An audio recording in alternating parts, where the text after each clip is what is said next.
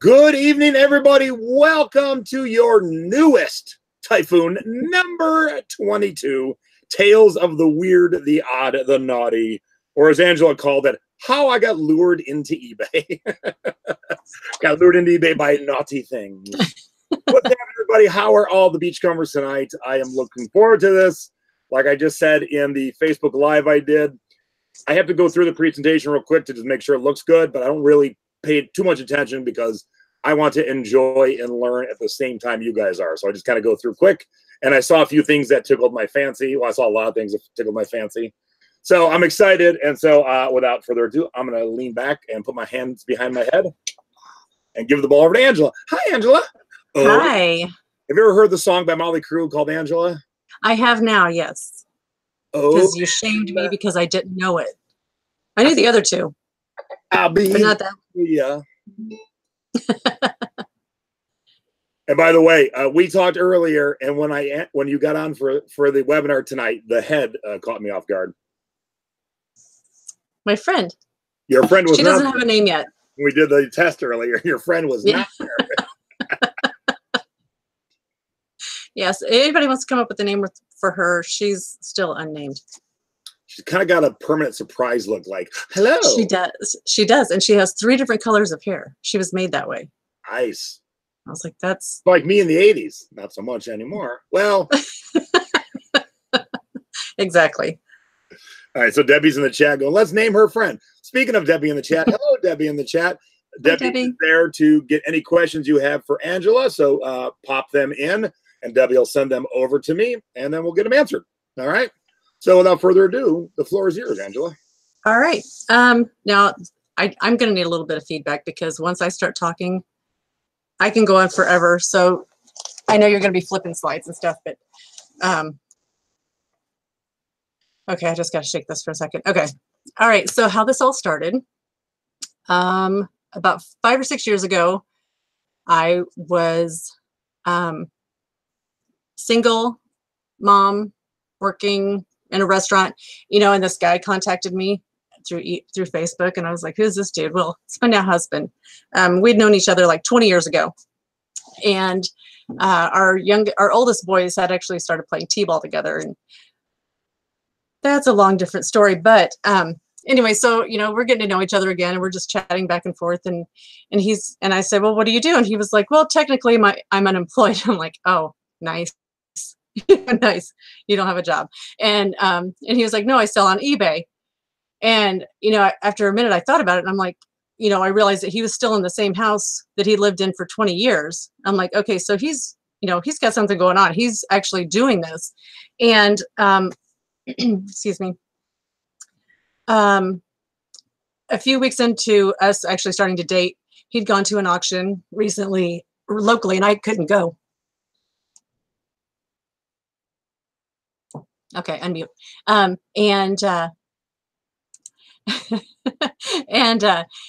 there were all these Elvis Presley albums, and he said beforehand he was going to try to get them. So I was like, well, cool. He's going to get some albums. And he came home and sent me a message, and he said, I got them. 350 Elvis Presley albums. Oh, all right. Right? Well, there are 350 albums. 95% of them were Elvis. Multiples, they all still had the inserts. I mean, they were from a collector.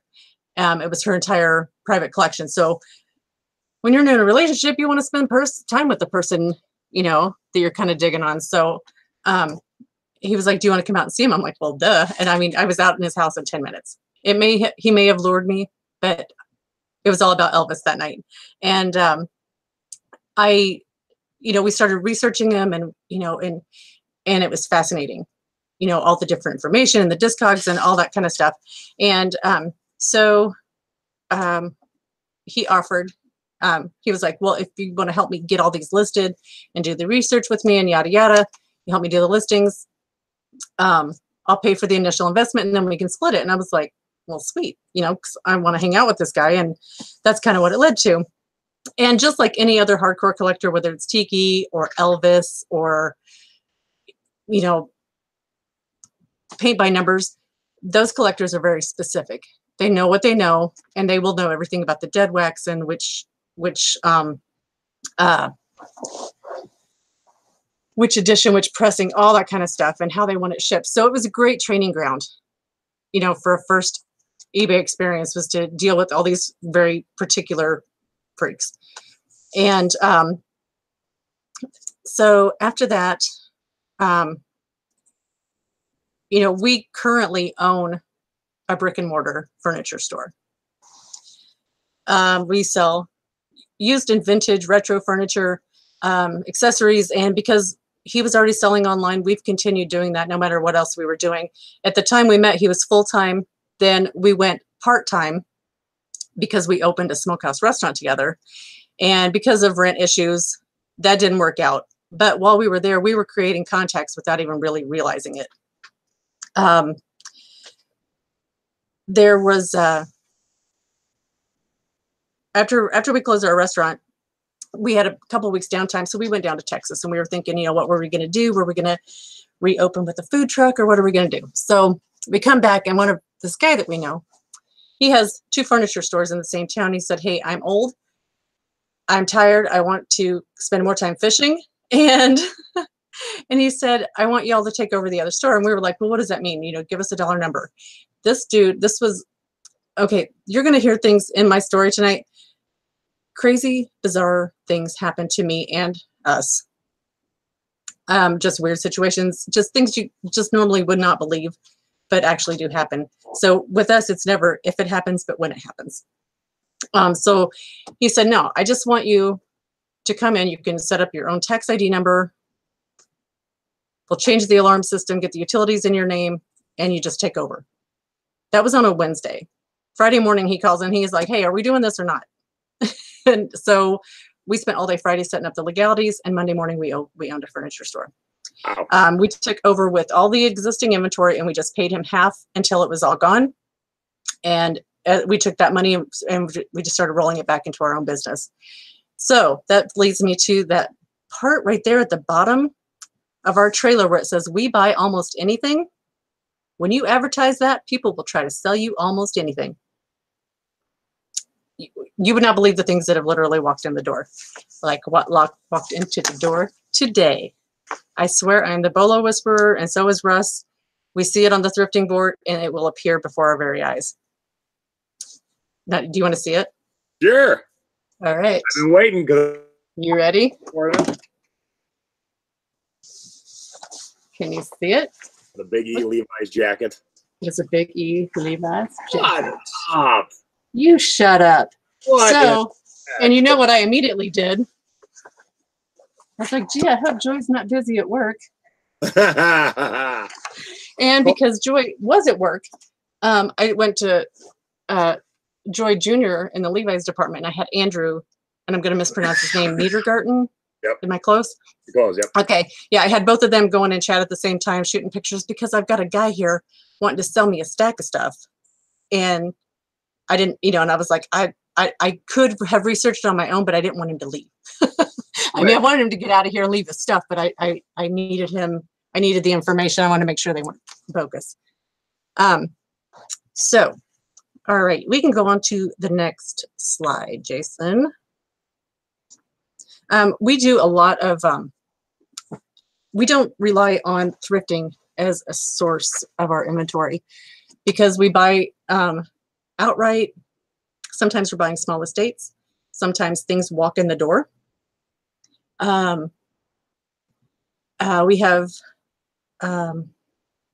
do a lot of online auctions. Around here, auctions are as thick as thieves. You can, on any given day of the week, within a 30-mile radius, there's at least one auction every single day. On a Saturday in the summertime, in a 50-mile radius, there's probably 40 to 50 auctions every weekend. So the trick for us is to figure out where the other furniture buyers are going to be and go to another one. You just kind of get to know your competition. We do sometimes attend gallery auctions. Those are becoming fewer and fewer because we are just too busy. We have, I've already drifted. Holy crap. So, well, once Russ got me involved in the eBays, I quickly jumped into the research, and I'm really good at Googling and finding stuff, and it became more of a, I'm very competitive, and it became more of a competition. He would set something down, and it was like, who can find it and identify it first? And I like that kind of competition. That works for us. So we both do research, and we both have our own niche. I am ADD, and my husband is OCD, but we work perfectly together. And the only reason that it works is because he is a very kind-hearted person. And I asked him the other day, I was like, how do you stand being around me? And he said, it was very sweet, but he's like, it is never a dull moment. And so really, you know, it's just finding that person that's patient enough not to throw me out of the truck when I forget something for the 45th time. So like date night for us is going to a thrift store. You know, it's just something that we do for fun. And it's really fun when we're walking out and getting in our car and we see two members of the thrifting board get out of their car and lose it. They're like, gah! And I'm like, we left some stuff. It's okay. So you can flip on to the next. Actually, if you take a look at this picture here, this was actually from inside of our, when we had our smokehouse restaurant. We also, I feel like I'm screaming. We decorated it. The eatery was on this side, and we still had it decorated with all the cool stuff because we were still selling part-time eBay as if we didn't have enough to do. But if you look in this picture right there, I'm pointing like you can see where I'm pointing. Yeah. That barber chair right there, pay attention to that because it's going to come into play later on. That actually belonged to Russ's step-grandfather. He was a local barber in a very small town, and it was Perky's liquor store and barbershop. They lived above it, and they had the liquor store here, and everybody knows the liquor store because their sign hung upside down for years. It was just kind of like the local, you know, one of those local nuanced things. I lost a word, and I'm never going to find it. So like when we have people coming in to sell us stuff or to call, they get phone calls every day that someone has passed away, someone, we're downsizing, we sometimes it's a sadder case, we're getting evicted, or my mom died. We try to assess each situation and figure out how we can help them. Sometimes it's not us. Sometimes they need more money than we can give them, and we refer them to the auctioneer that we know is best suited for what they have. We have a variety of different types of auctioneers in the area.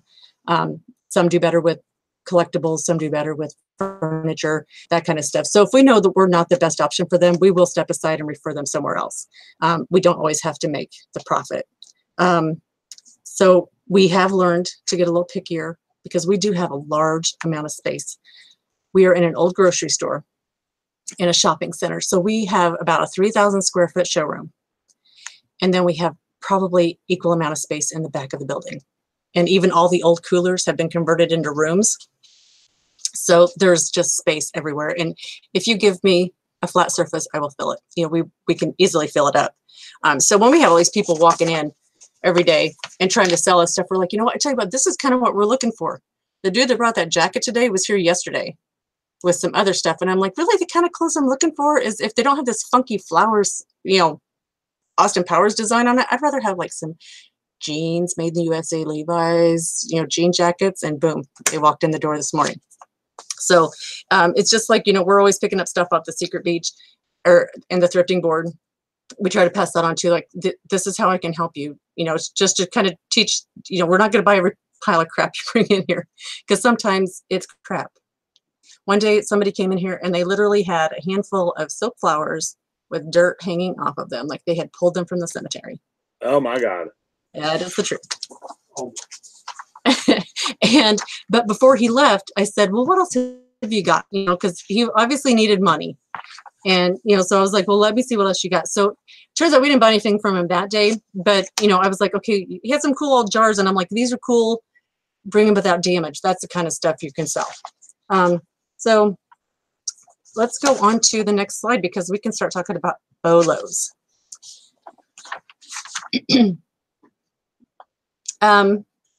Oh, that last one, that last slide was just about knowing our limits. There was something that I wanted that was in the very, very back of that garage. And it was about a 5.5-foot stuffed dragon. And we wanted him. He didn't last a week in the store. We paid $50 for him, and it was quick flip for 125. Nice. Yeah, his name was Mort. All right. All right. Okay. So, Peggy says, hey, seashells are a bolo.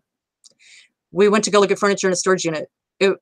They had side-by-side storage units. The woman's mother was an artist, and her media was seashells.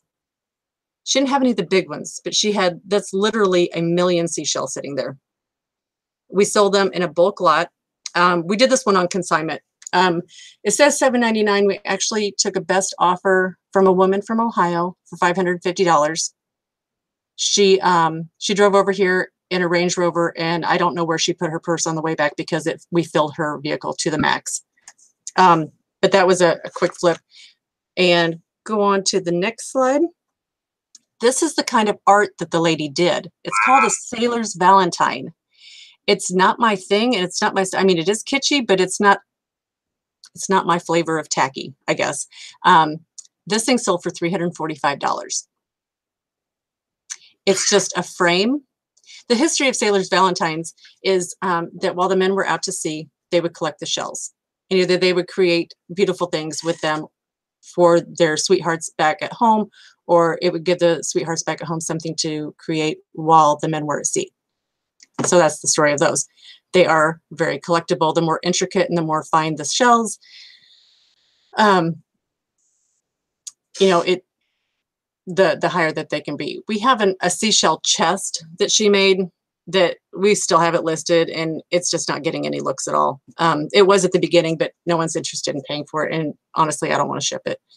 I don't, because then if we go into the next slide, there were some of the specialty shells that we did keep, because for a silly little piece of shell, those things were selling for $11 a pop. Can you see what that is? Yeah. It's like, it's as thin, it's a slice of a Nautilus shell, and it's like literally as thin as an eggshell. I'm the shipping department. Slice of Nautilus that thin, that clean. It's crazy. I can't even imagine getting anywhere near something that would slice that cleanly. And I am the shipping department. I would get so mad every time my husband would just look over at me. He'd be like, I'm sorry. I'm like, God, you sold another one, didn't you? When we got down to 2, I said, sell them in bulk. I'm ready to sell them together. I'm ready to be done. And out of all of them that we sold, only 1 broke. So I guess that's, those were more stress than it was worth, because you would think it's, it's going to go first class, but the package still ended up being this big because I had so many layers. And when you're with something that fragile, I didn't use tape between my layers of cardboard and bubble. I used rubber bands just because it couldn't get too snug. We can go on to the next slide. I know when you least expect it. Yeah. This one is in a house in a very financially depressed neighborhood here in our town. It was a woman, she was in her 80s. She lived alone her entire life. She never married. But when people call us to go look, they're like, hey, we've got to get this house cleared out. We have to get the house sold, settle the estate. We go and take as much as we can. There were 2 bonuses on this one. There was a killer tension pole mid-century lamp that's right behind my husband's head in that picture. You just can't see it. And upstairs in her closet, there were 2 closets full of larger size women's vintage clothing. That's like unheard of to find larger women's, and it was a dream. So I think we paid either 140 or 180 for everything we took out of that house, and we got like 3 or 4 dressers, some chairs, that tension pole lamp. So it was a killer score. What'd you get for the Pearl of Wisdom? What did I get for it? Yeah, I think I got 150. I was gonna say, you probably sold just this for what you paid for all of it. I did. Yeah. And I think like lifetime gratitude for everybody involved. Something like that. But just like that, you can find tiki anywhere. I and once I know I know this lady didn't go around much. She was a homebody. So I mean, she shopped at the local Sears. So that means there's more in this town. I just have to find them. Yep, that was. I will be in every basement and attic. From Yeah. Sears. Yeah. All right, we can go on to the next slide now. Speaking of fine art, here we go. Yes. Now, see, now we're getting up more at my alley. I literally saw this the same week that I joined the Secret Beach. I'd watched the first Tiki webinar you talked about, or the one where you were talking about Black Velvet, because I was still trying to catch up on all the webinars. And do you remember the first time I ever messaged you, Jason? It was the same week. I had a friend who had the Enchanted Tiki shirt. Oh yeah. Yeah. And I was like so scared to bid on it. And it was one of those Facebook group things. And and it was coming down to, Jason was like, go ahead and bid 150. You're going to make 5 times your money on that shirt. It was one of the originals, but it was so small and I was nervous. And, but he was like, no, I got it. And the thing is that the guy that I was bidding against had worked for Disney. So it was going to come down to who was going to get that bid in at the last second. And it wasn't me. But that was enough that I caught the Tiki bug. You got bit. You got close enough to get bit. Yeah. So anyway, on the Black Velvet, she is not the sexy kind that Jason talks about, but she was kitschy enough. And at the auction, we just threw a bid out there, and they, even at the auction house, they had Post-it notes over her tatas, and because they didn't want to offend people. So we paid $15, and it sold for about $180 and went to Canada. That's awesome. Next. Isn't that gorgeous? That is like the epitome. I love tacky. I love tacky. I will be that crazy old lady at bingo if I ever slow down long enough to play bingo. I bought this for like $5.99. I shot for the moon on the price originally because there was a similar one under that brand. Only it was all pink and it was a longer coat that somebody had sold for $120. So I'm like, you know what? I'm just going to shoot high. Why not? That's the only one out there. And then I'll be darned. About 2 weeks after mine was listed, now there's suddenly 8 of them listed. And everybody was hitting around the 35, 40. And I was like, dudes, come on. Follow my lead. But it didn't work. But somebody offered me $35. It's super heavy. And I was like, heck yeah, it's out the door. And that just sold on Monday. Okay, now we can go to my next. This is my man right here. My Sweet Velvet Elvis. When I won this at a local auctioneer, the auctioneer thought that I had lost my mind or something because I was like giddy jumping up and down. And we paid $15 and that one sold out of our store for $75. Because Russ has been the full-time eBayer, I only recently started eBaying myself last October.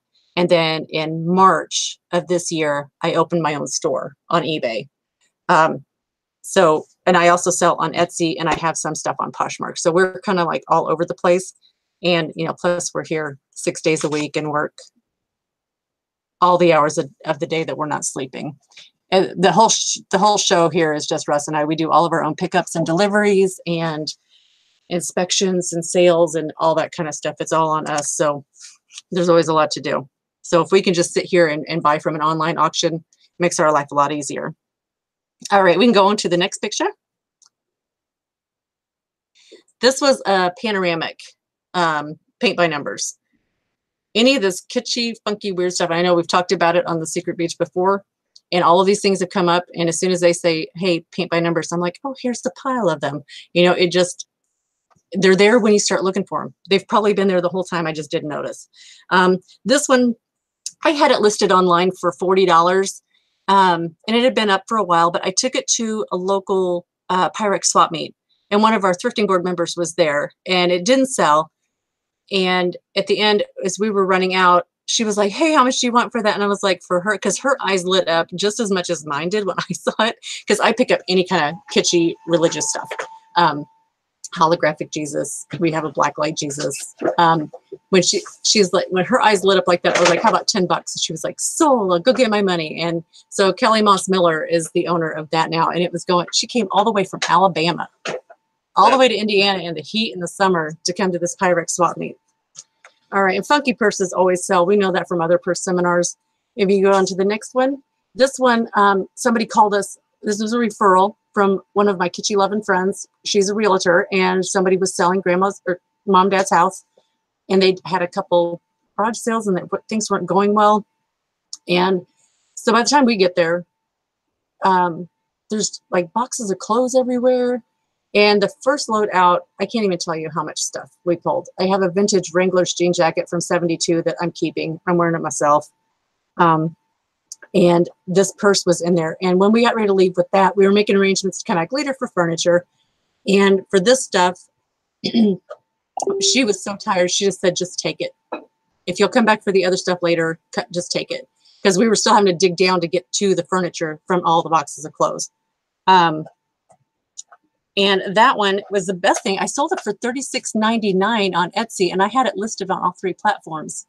I even had it for like $19.99 on Poshmark, and I sold it on the highest price one. So that always makes me happy. So have you ever messed up and had things listed on multiple platforms and missed pulling it down and it sold again?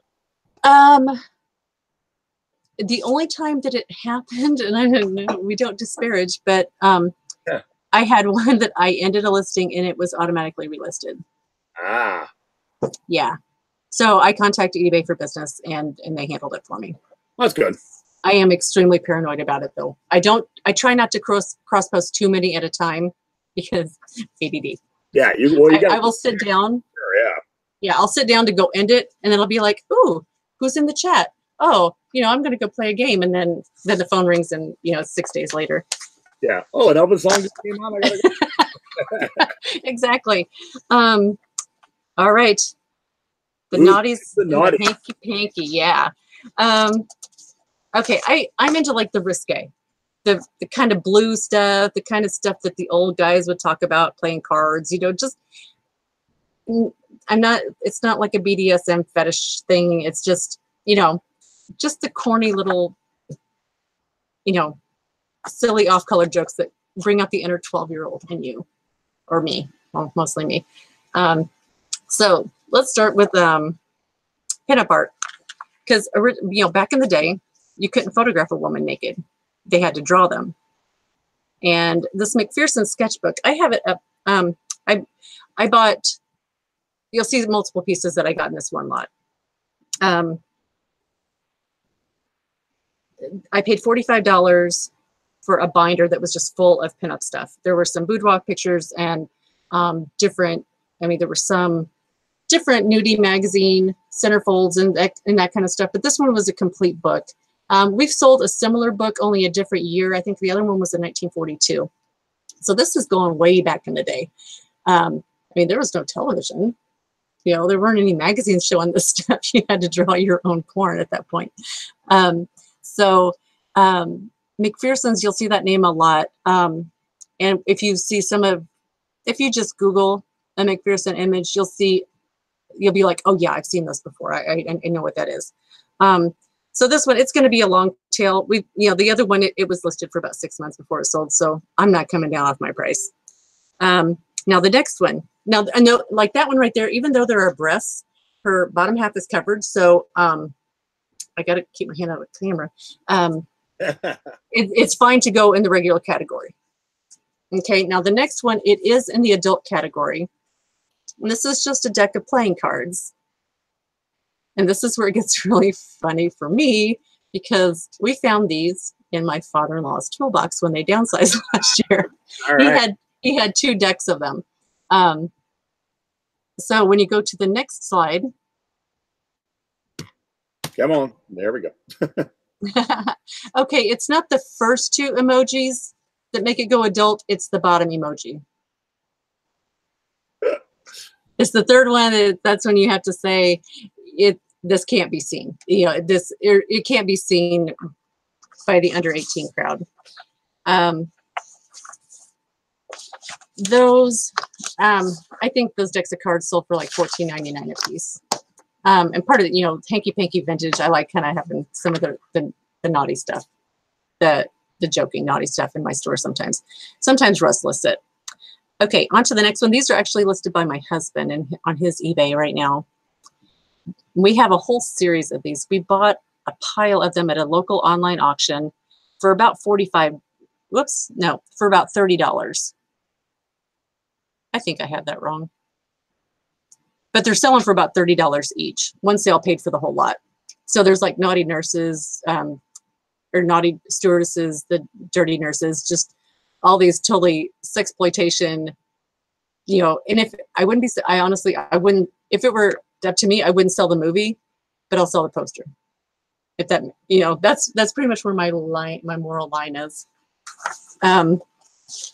Now the next one, these cracked me up. This was in that binder of pinup stuff that I bought. Isn't that awesome? They're so, I mean, her hair, I'm like, I don't know if that was on purpose or what, but she's got the leopard bikini going on. And, you know, and these were just some home boudoir shots that someone had done. And the one up in the upper left corner there, that's a totally different woman. And I may end up pulling that one and selling it separately because it's a woman with, her back is bare, but she's wearing like a really high-waisted pair of granny panties. And it's just, I mean, it's. Now, I'm it's sure, just weird. This goes without saying, but if you find any of these, and I say you, I mean Angela and everyone else watching, anytime you find any of these pinups with, they often took them in and around tiki bars. Of course, they will be sold at a higher price to the tiki crowd for sure. I see them all the time. Oh my gosh. Why couldn't she be sitting on like, she's going to be sitting on a shag rug. Why if she was sitting on like bamboo? I could have totally put her in a tiki bar, right? I grab all the old, you know, when I say old, like pre-Playboy, all the old nudie mags, or not pre-Playboy, but just not Playboy, the lesser ones. And usually they're not worth a ton by themselves, but if you can find pictures of them sitting by a tiki or in a tiki bar, it raises the value. It's one of those things where like you can, you know, a Life magazine from 1945 isn't worth a lot, but the ads by themselves are worth a lot. So same kind of deal. You can take an old men's nudie magazine, and for some tiki shots, you can make good money on just those single shots. So just a little bonus. That reminds me, I think we have about probably 2,000 old print ads at our house that we probably need to go through and relook at them with tiki eyes. Now that I have my tiki glasses on, I can be looking for other stuff. Okay. Okay. Wow. I didn't read this early. They all have a raunchy name like this. And this is called, write this down, because if you ever find one, you're going to need to know it to research it. And Russ found this the other day. They're called Tijuana Bibles. And the definition is Tijuana Bibles were palm-sized pornographic comic books produced in the U.S. from the 1920s to the early 1960s. The rarest of the rare are political. Will have political figures. I mean, this was like so immoral. You will hardly ever see them attributed to an artist because nobody wanted their name to be known to be associated with it. We saw a Popeye one. They would use, I mean, they would flat out, I don't know how I would list it. If there was a Mickey Mouse one that sold recently for like 100 and something, and a Popeye one that sold for over 200, I do believe.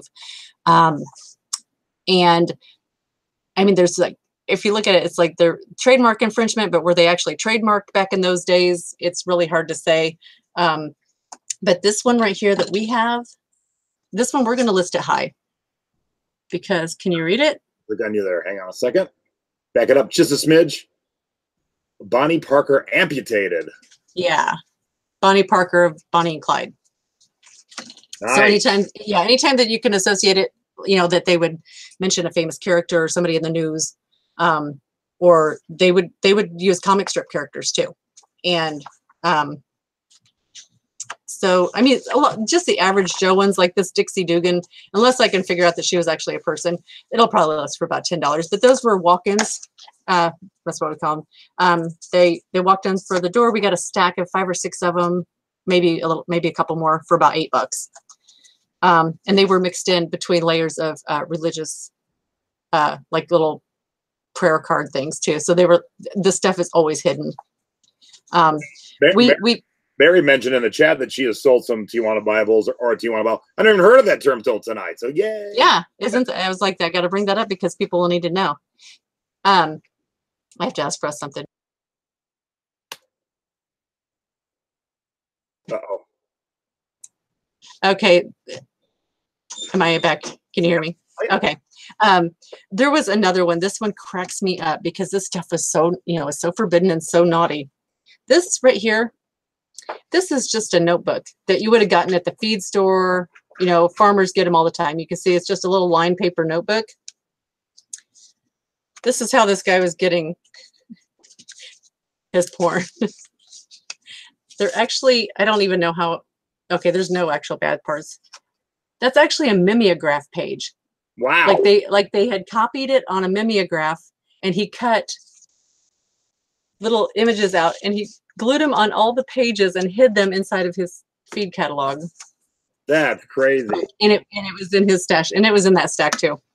But that's why when you're at the estate sales or you're in somebody's garage sale, always look in if you can look in the garage, look in the toolboxes, look in the cabinets, where they keep the screws. If you think it just looks like manuals, look a little deeper. Because this next item right here, this pinup knife. That was cool as hell. Yeah, we found that in a toolbox. And I was like, oh, cool, it's a pinup.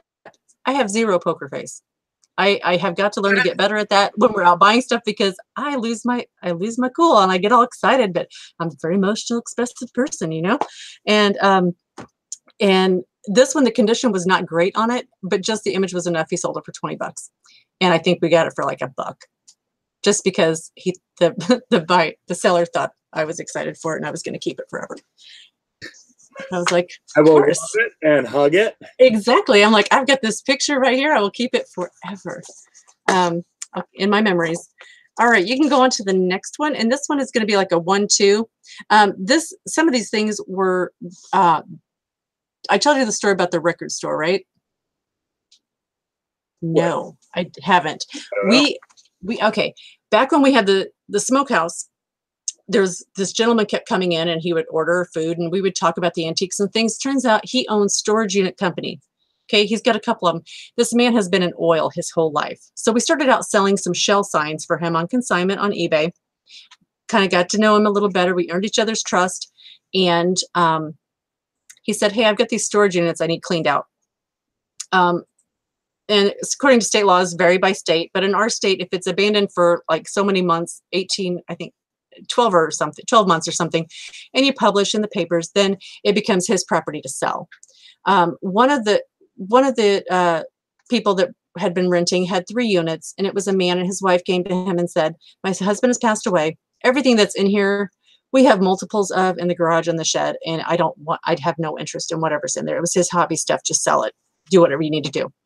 And then there was another lady that had like 7 units.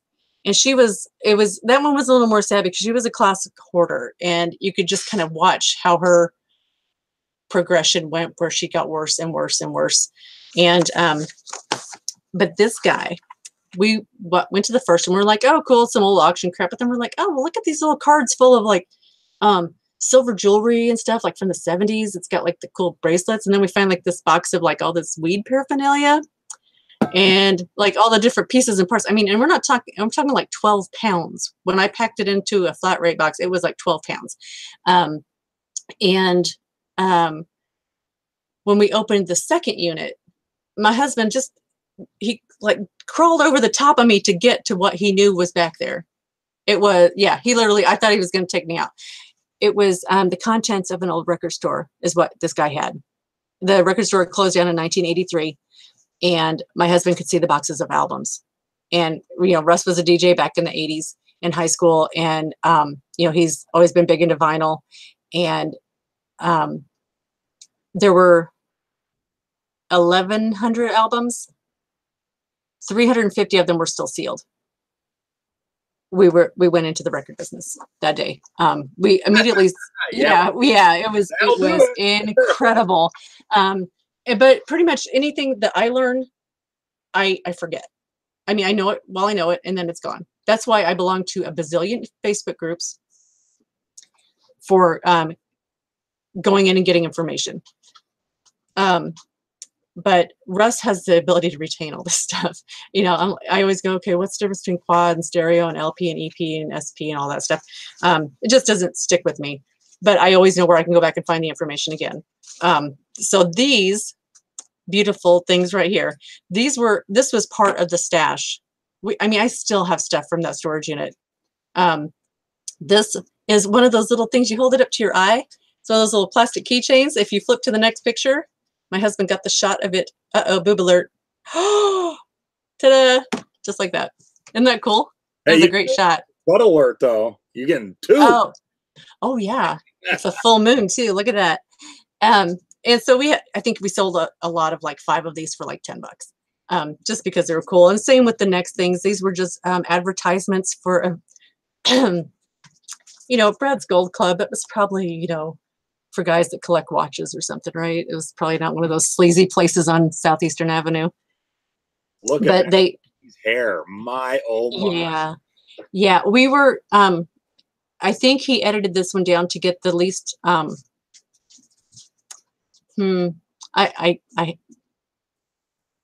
just gonna let that one go. These were the cleanest of the ones.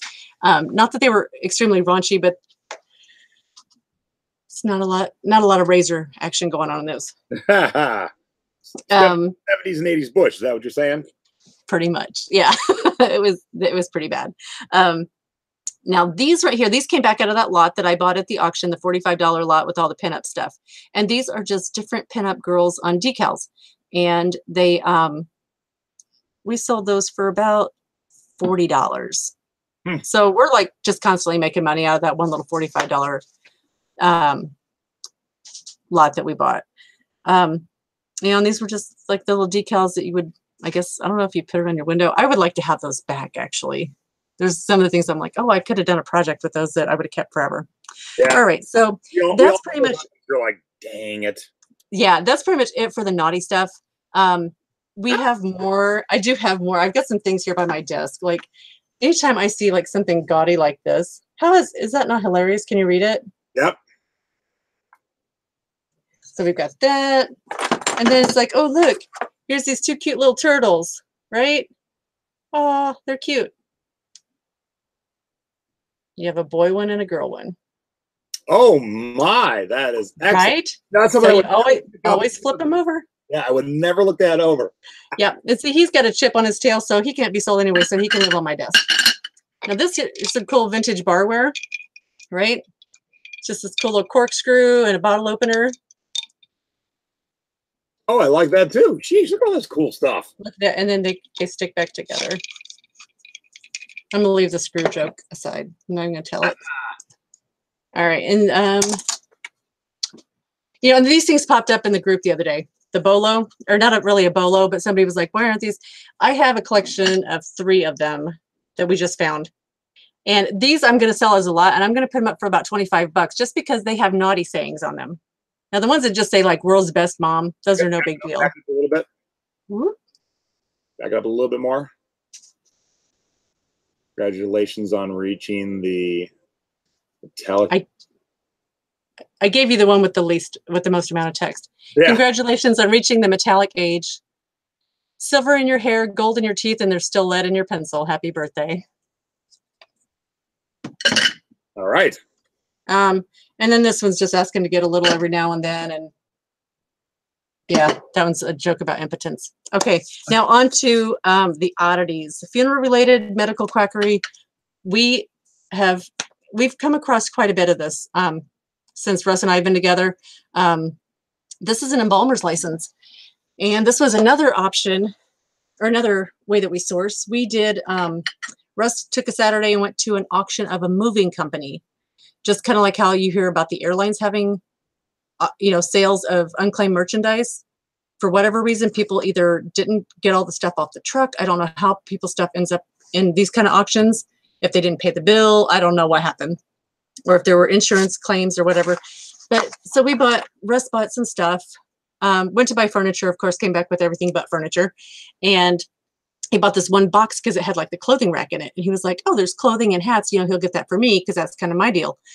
And at the bottom of the box was this duffel bag. And in the duffel bag was this embalmer's license.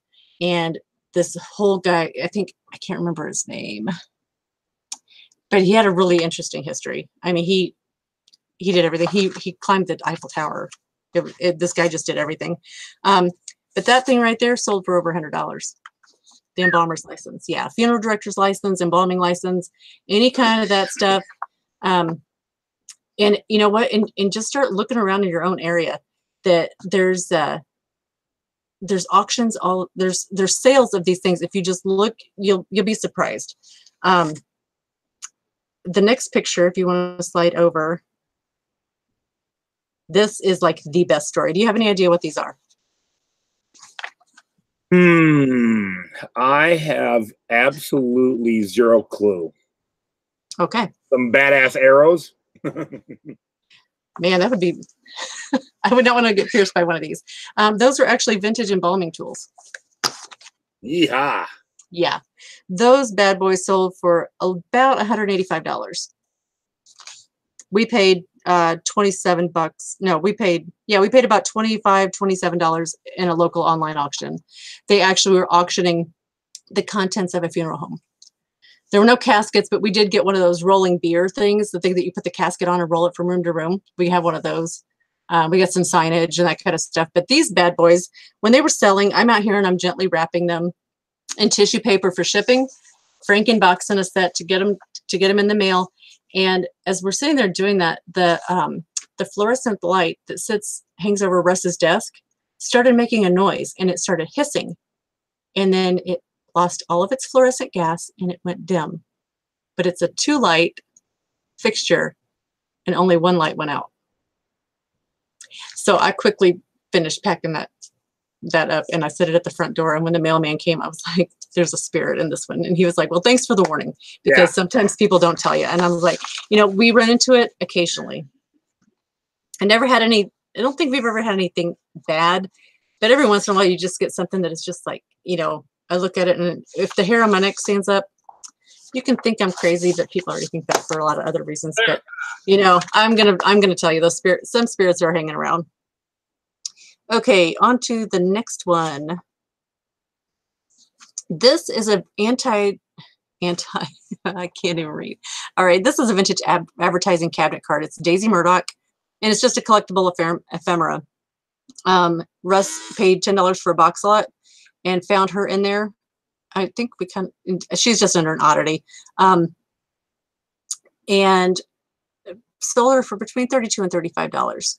Just a single little cardboard. When you talk about tiki ephemera, there's collectors of all kinds. And I don't know if it's because somebody wanted, girls in vintage clothing, if it was the period, if it was some girls named Daisy, who knows? Okay, here's one of my favorite ones coming up. Yeah. That's Bucky. He is. All right. Recently, we had some friends who, their mom was very ill. She'd been sick. She's been sick for a very long time. She'd gone into hospice, and they were like, we're at the point they needed to empty out her house and her storage unit. They were both physically not able to help with that. So they said, you know what? If you guys can just come and take everything, you can have it all. Wow. Be careful what you wish for. We filled up the dumpster a couple of times. It's a 2-yard dumpster, so it's not huge, but it was 3 trailer loads to get it all out and into our store. And it's been an incredible amount of work, but we found, Russ found just a single depression glass mug sold for $125. We have a vintage St. Louis Cardinals pennant from the 1950s. That's probably worth about $85. I mean, we're finding lots of things that are worth 50 plus. Now, Bucky, he is a Columbia ground squirrel. He has seen better days, but he is an old vintage taxidermy, and there's a market for it. If you just want to Google vulture culture or boneheads, there's a whole subculture, just like Jason and his tiki. There's people, I have to turn my head when they start talking about how they clean the bones. I don't want to know. Just show me after. But I listed him for $65. If he was in a really good condition, I would have listed him for $85 and let it sit. But he's got some issues, and he's not getting any younger. So somebody offered me $45, and I took it because it was free. So that's $45. And how'd you pack him? Had him flat? You FOMO that shit? I did not FOMO. I gave him a proper send-off in a box because I was like, no, I just put him in a single skinny bubble wrap first, and then I put him inside a bag so he would stay nice and dry, and then inside big fat bubble wrap, and just nestled him into a box and said goodbye. And I was a little sad. All right, this next picture, I can't even explain it. It's a freaking... It's made of it. Yeah, it's a goat coin purse. It stands on its own. sideways. I mean, he leans on his own. It's got a zipper. It's a coin purse. It's just freaking weird. But I listed it because if it came from the same source, came from, her name was Mildred, and I talked to her all the time. I was like, Mildred, you had some weird shit, man. She had some really funny, just hilarious stuff. And so when you're outsourcing, if you're in a estate sale, especially, or if you get a chance to do what we do, once you find one weird thing, keep looking, because there's going to be more. Oh yeah. They don't, because it's just like, I don't collect cats. Well, the breeding kind I do. But people bring me cat things because I have cats. I think I do. And Jason witnessed it today. I'm just sitting here and John looks in, he's like, here. And I'm like, I don't collect cats, but I can't ever say no because John is my auction buddy and he does stuff for us all the time. And so I'm like, awesome. So I have these little teeny tiny, it's a marching band of porcelain cats now. Hold on. A whole family of 5. I don't think I realized it was a marching band. You showed me how small they were earlier, but yeah, they each have a different instrument. There's a drummer, and hell, they could be worth $1 bajillion. Oh, well, that one doesn't have a tail, hands, or an instrument, so maybe not. Well, all right. I guess I'll keep listing. Okay, we can go on to the next one. Yeah. Yeah. They thought I was crazy at the auction, but they know at this one auction that we go to every Sunday, and I up until March, I worked there every Sunday. If I wasn't here, I was working at an auction. But they paid me to be there, and I was buying inventory for our store, so it made sense. But I did get burned out. And this was found at the bottom of a trunk underneath some old books and clothing and papers. Really no way to tell how old it is, but it was about, it's a human hair ponytail. I didn't do anything but, I twisted it up, measured it, and was very conservative in my measurement, listed it, and I had it sold for $25 in under 3 hours. It was the fastest sale I've had to date. Hair. Yeah. Yeah, but you can use all kinds of cool keywords like morning art and, redhead, auburn, freaks. Anyway, God, God bless them, but sorry, it's too complicated. By the time I know I have to cough, I can't find the mute button. That's all right. Okay. Now this part, Jason is always talking about, to the Secret Beach members at least, if you've got the balls in the bank. And my husband added that, play with yours for fun and profit. That was his tagline. This set that you see right here in this picture, when we say you buy anything, people come in all the time, and everybody wants to believe that grandma's china is invaluable, and it means so much because it meant so much to their grandma. And you got to remember that, a lot of these ladies, they grew up through the Depression. For them to have something fancy and nice, it meant the world to them. Doesn't mean it's worth crap now. It was better in the 90s, but as we get farther away from it, it's really going to be something special. So they bring this in, and I was taken back by it because I was like, the pictures here don't even do it justice, but it is a gorgeous set, this tea set here, and it's from Meissen. And you're going to want to write this down. I'm going to spell it wrong probably. M-E-I-S-S-E-N. They are more famous. When you look on eBay sales, you will find way more figurines than sets like this. The figurines to me are homely, but that means now I have to look at every homely figurine that I see because it could be marked. Russ came to me, and the lady wanted $1,000, and I'm back here cracking up like, lady, you wish. And then my husband comes and he's like, I'm going to offer $850. Are you comfortable with that? I was like, what? And she turned us down. She turned down $850 for it. And she came back a week later, and she said, I'd like to revisit that. So we took it out, and Russ inspected every piece of it, and it sold this morning for $2,500. Yay. We originally listed it about 2 weeks ago, and within 3 minutes of the listing, we were getting offers, questions wanting to know, would we offer it? But we had it as, we wanted to try for the first couple of weeks for a local pickup because I'm the shipping department. This one's going to be both of us. And we were in a long talk with the person you know, how it was going to happen. He's out of the country, but his family, you know, he's a person that travels a lot. Somebody that could pay $2,500. So it's bought and paid for. I just have about a week to get it shipped, but I think I'm going to do it tomorrow.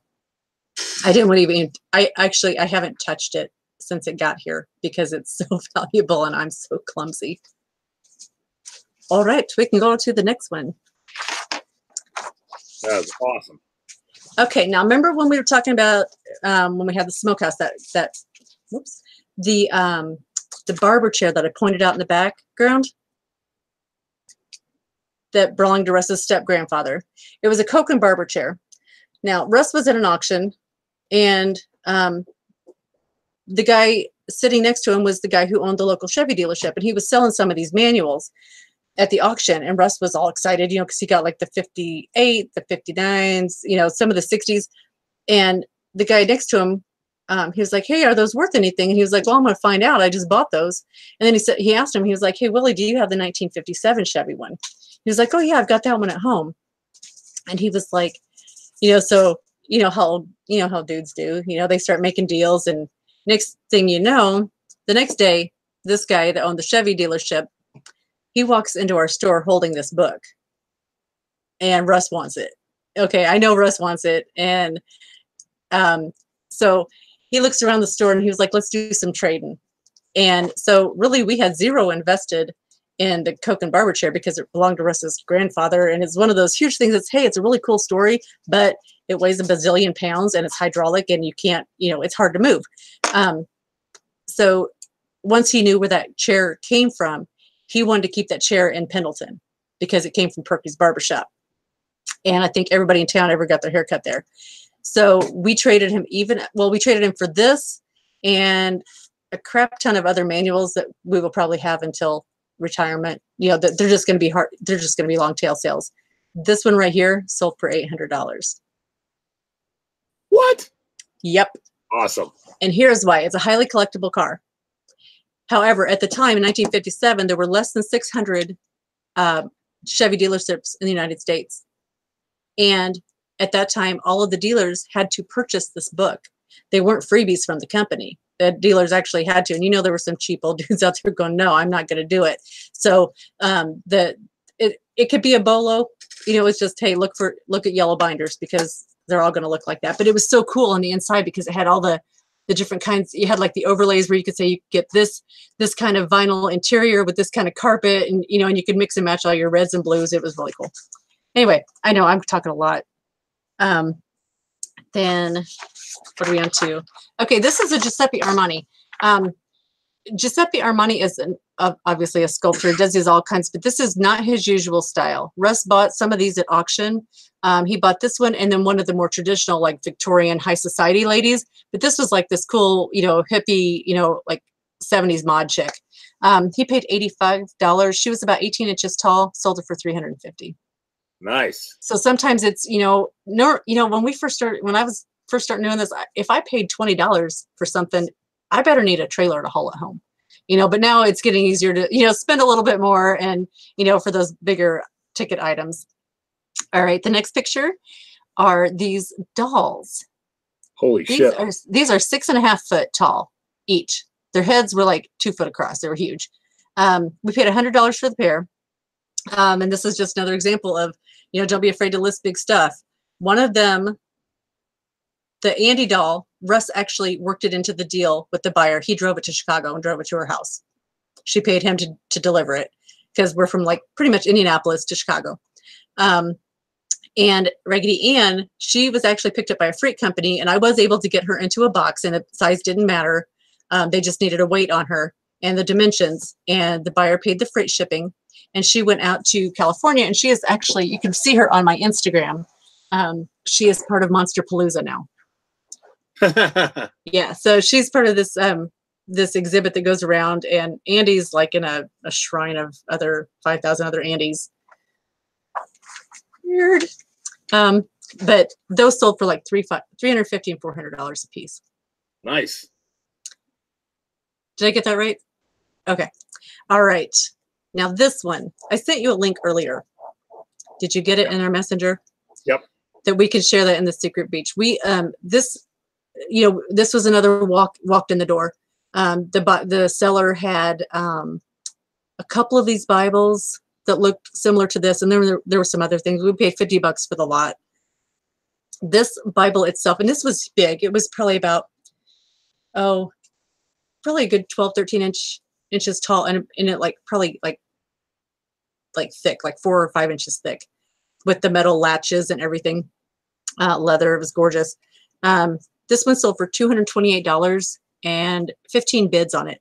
Now, one of the people that was interested in this Bible sent us a message and just said, you'll see it, that they are offering $10,000 for about 6 specific Bibles they've added to the list. Originally, it was just like one certain Bible they were looking for, but now it's like 6. And so now doesn't, the older the Bibles get, doesn't matter how they smell. I just can't be around them, but Russ can handle it. Like, seriously, if you want to pay me $10,000 for a smelly Bible, I'll be glad to find it. So it's just, just familiarize myself with what they look like, and who knows, once I know what I'm looking for, I may find it. The next one, now this just has a really cool story. We paid, I didn't write this down. We paid a little bit to get these at an auction, I do believe. This was either an auction or maybe a consignor. This pin sold for over $200. It's a hat pin, like the ladies when they would wear the big hats and they would put the pin through it. Now this has a great story because there's actually a thing called the American Hat Pin Society. Yeah, it's like TikiCon only for hat pins. Hat pins used to have, they would have a length of a pin on them, like they're about 6 to 9 inches now, but before they could go up to like 13, 14 inches long, and they started considering them a concealed weapon. And they made them illegal, that you can't do that anymore. And so they actually, in the state of Arkansas, actually issued licenses that you could actually have a longer one, but you had to have a permit for it, like for a concealed weapon. That is on my wish list. I would love to find one of those. That is crazy. But that little pin right there, it was only maybe 2.5 inches across. $200. Nice. These people are crazy. All right, this is a pure frame bottle. You might think it's this big, but it's not. It was about this big. It was huge, heavy, and I never touched it. This is one that Russ shipped on his own. The dropper inside of that, it's a Murano. It's called Samerso. That's where they have the multiple layers of glass within the glass. We sold that for $525, but he paid $75 for it at an auction. The dropper on it was like 3 inches long. Like, it was crazy. And that was one that I just looked at him and I'm like, never. It was very heavy and very big, but gorgeous. And very phallic. Yep, I went there. Yeah. Anything if you're brave enough, right? Okay, so it's very pretty, and I packed this. We sold it and I packed it. This is a Pierpoint American Brilliant cut glass lamp. Somebody walked in the door with 3 lamps, and you could tell the difference between cut glass and pressed glass. It feels like it could cut you. It's intricate and beautiful. It was missing half of its things, the little dangly things. I lost the word. Help me. What do you like? Yeah. Crystals. The crystals, the dingly dings. Yeah. It was missing half its crystals. The mushroom top on that weighed 11 pounds. It was freaking heavy. 11 pounds. It is heavy leaded cut glass. That thing sold for $600. Nice. But this case, the buyer sent me specifics. He said, I already have one. This is how I want it packed. You need a box this big. And within that box, I want this size and this size and this size. And I was like, amen. I will go to the store and buy those boxes. And I did. And I did it precisely. And this is one of those buyers that it cost all that money. I honestly think it sold for more than $600. I think I underestimated that one. But we never heard from him. It was going to have to sit at the post office because he was out of town. So we know he got it. He never gave us feedback. He never said, hey, I got it. After all that other communication that I want all the specific stuff. crickets. I was a nervous wreck. That was when we were like, okay, do we spend the money? We waited 6 months, I think. All right, these are stereo view cards. These were like pre-Viewmaster. Like you get those wooden things on a stick and you kind of like look through a goggles kind of thing. And you would have one, so your eye is actually looking at two different images and your brain puts them together and make a picture. That's my very technical explanation for that. We were at an auction and going up against somebody. We paid $90 for this lot. Didn't really know a whole lot about them, but we knew that there were 12 boxes and they were all complete. We didn't know if they were absolutely complete, but we were sure they were pretty close. All total, all the sets, we made $1,200 after we sold all of them. Yeah. And at the same auction, we paid, I think, $2 for a little Indiana glass pumpkin. It's like a little orange. It's just an orange. It's big in the Pyrex crowds. Little candy dish about this big, sold for $100. So that was pretty much, we walked out with those two things that night and we were happy. All right, the next one. This was like my moment to shine. Okay, this is, we're looking, do you recognize this? Oh yeah. Okay. It is the iconic, it's Franciscan atomic starburst. I don't even know if I was living with, I think Russ and I had moved in together at this point. And we were previewing auctions coming up and we were like, man, there's just nothing around us. So we were like, well, let's expand it to 100 miles, which takes us into Ohio. So I see just a portion of the atomic right there in a picture in a box. It's like, it's not called out. It's not being displayed as, oh, look at this fabulous we have. They were just showing it. You know, just a corner of it. And so I go back through and I read the listing and they haven't mentioned it. So we took a chance and drove to Ohio for this stuff. We came out with, I think, 85 pieces of Franciscan. A little bit of it was shipped, but we still sold it. Just the gravy ladle sold for, I think, $90 for a gravy ladle. And this stuff does chip very easily. So I'm like, I wouldn't pay $90 for something I'm probably going to chip, but that's me, but it's gorgeous stuff. All told, we made $1,500 selling that Franciscan. So that was a fun one. And that day was the day that I found out about vintage lingerie. And if I knew then what I know now, there were 2 closets of vintage clothes and all the shoes. And those closets sold for like $7 a piece. $14 for 2 closets, all the shoes. But I was excited over here because I paid like $6 and got a whole bag of vintage lingerie that still had tags on it. And that's where the hanky panky vintage came from. Like, you know, like I just was in the right place and I saw it and I was like, you know, then I started getting ideas. Then we get the store, then I got the space. And now, you know, I got my own little dream going in the back. And then I'm just this little nightmare out here. Don't break my stuff. And so we can go on to the next one. So that was my Franciscan story. That was just like, yes, that was me. What the heck is this? This is a lamp. It's a lamp. I'm pointing with my mouse that you guys can't see. Okay, where the little amber droplets hang down, those crystals, there's 4 different lamp sockets up above. It's a uranium glass vase in the middle, so you would actually put flowers in it. And then if you look at the center of the picture, that's actually stained glass. And and that part lifts off, and there's another light bulb down below. So we believe, we have not listed this one yet. We would like to get a little more confirmation, but Russ paid $100 for this. We believe it's an unmarked Miller lamp. Fully restored, it would sell for over $1,000. Right now we're asking $450 out of the store. So it was Did this walk in or was this at an auction? This was at an auction, I believe, right? Yeah, that was at an auction. Then, okay, then going on to the next slide. 2 weeks ago, this lady came in and she was like, hey, we're downsizing. I'm moving from my duplex here to a condo next door. She was literally walking across the yard and moving into a smaller space. So we went to look at her hutch and her dining room table and a sleeper sofa and a recliner and some bedroom furniture. Most of those things we don't buy, but this is sitting in her garage, but it had a tablecloth on it. So we thought it wasn't for sale. And there was another couple of pieces of nice things outside. This is a four-sided, it rotates. It's a four-sided medical cabinet. The name on it is minor, and it has a tag, a metal badge on it that says 1896, Indianapolis, Indiana. It is uber cool. Yeah, no kidding. It is uber cool. It is heavy as hell, and we have to get our neighbors. We have neighbors in our shopping center, the guys that own the tattoo place. They come down when there's something that I simply cannot lift.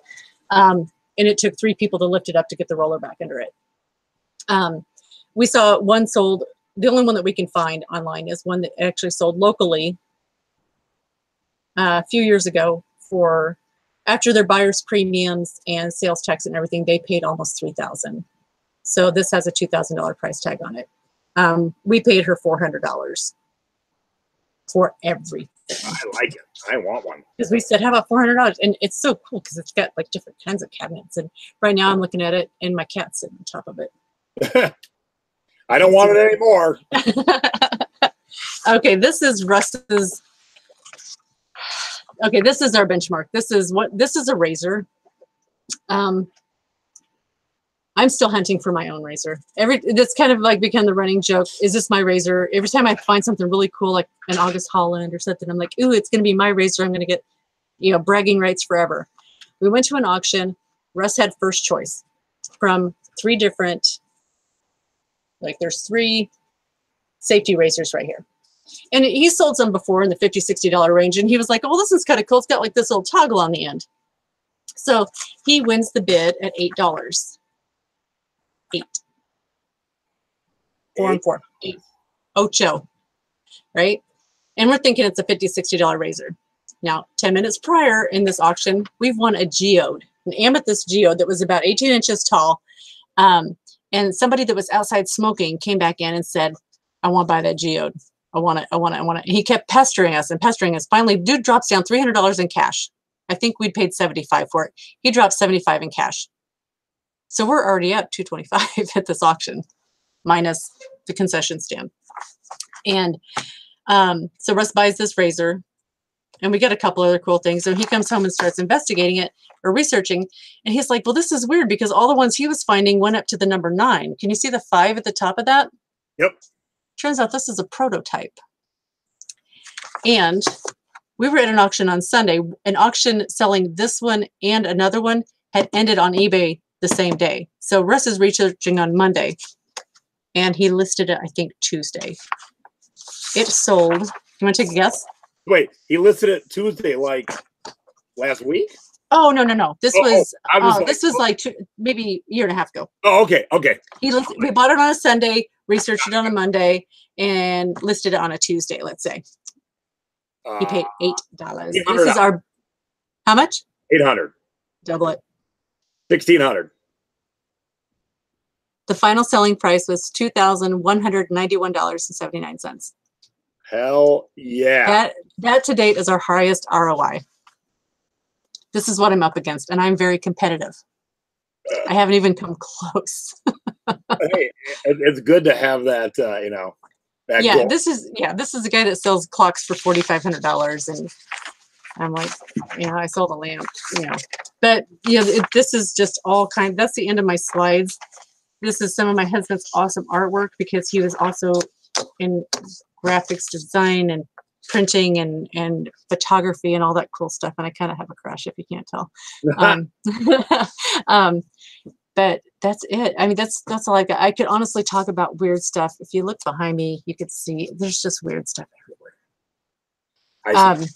I see Lisa Frank. Yep. This is just a portion of all those swizzle sticks. Nice. Yep. These right here. I posted a question about these in the thrifting board. They're commercial movies for TV. They're like 8mm for the Girl Scouts. I don't know why anybody would have those, but I have them in there for sale. We'll see how it goes. No, because they're still sealed. They don't look like they've been touched. Oh, maybe it's something, not those kind of Girl Scouts. But actually, I bought this lot at an online auction because there was this person had been a Girl Scout leader, and they had a vintage Girl Scout cookie poster, with cookies that they don't even make anymore. And when I looked that up, I was like, shoot, that poster sells for like $80. And I think we paid like $7 for the lot, 6 or 7. And turns out there were 4 of those posters that sell for $80. And then there were these movies. And I was like, well, sweet. It's probably not going to be my razor, but you know. You never know. You never know. Never know. Well, now I hope everyone who's watching right now live and after the fact, if you were not looking for the weird, the kitschy, the sexy, I hope you are now, because now I want to go find a Tijuana Bible. You look at things that I probably would have not looked at, like those turtles. Like I never would have turned those turtles over. Yep. To find out that they're boy and girl turtles. So now I want to go find those turtles too. That's like that's my thing now.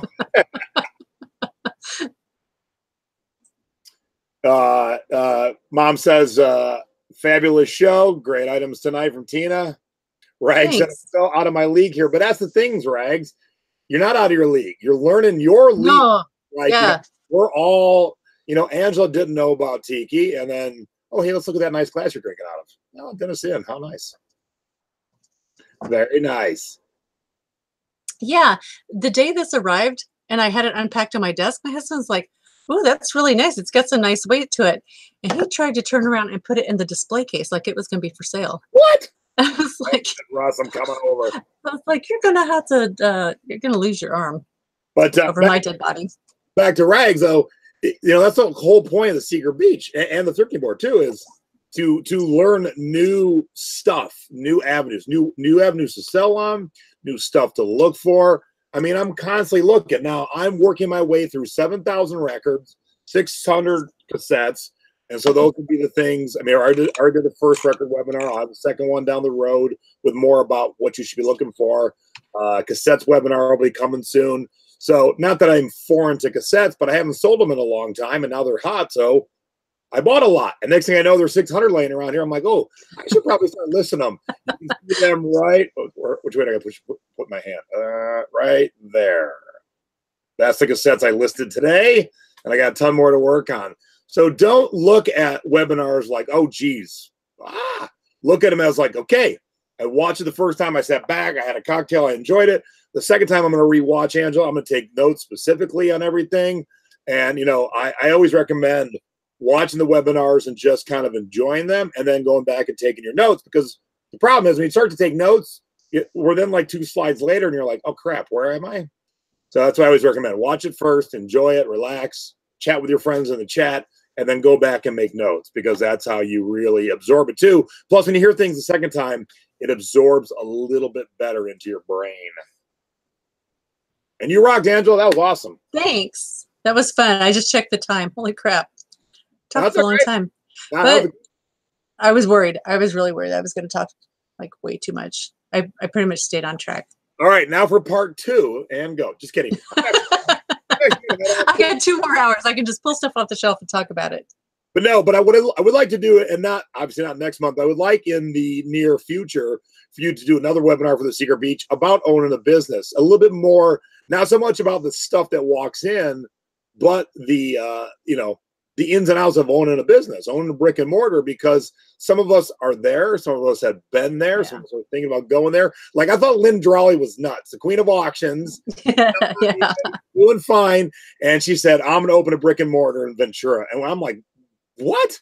But she opens those doors and she's killing it. Yeah, so I would love to hear about what goes into that.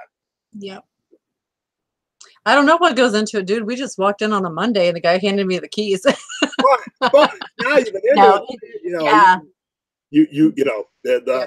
There are good days, there are bad days, there are great days. There are like, oh shit, the hot water broke and soaked all our. Oh my God. Remember that? Yeah, when the neighbor's plumbing and you literally have crap water running through the back room. Yeah, that was great. Well, that's what I think we should talk about, because you've done it in the recent past. Lynn Drawley's done it in the very recent past. So I can imagine others might think about doing that. So I think we should have a good chit chat about owning a brick and mortar. And my mom and tons of brick and mortar businesses, so they can make sense too.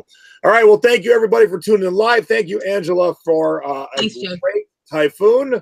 And Awesome. got any questions, if you guys, those of you who watch after the fact, feel free to pop them in the secret beach. I'm around. Angela's around. We're all around. And we'll be happy to answer anything. Debbie, thank you very much. Thank you all for watching. And I'm off to Frankie's. Bye. Bye, everybody. Have a good evening.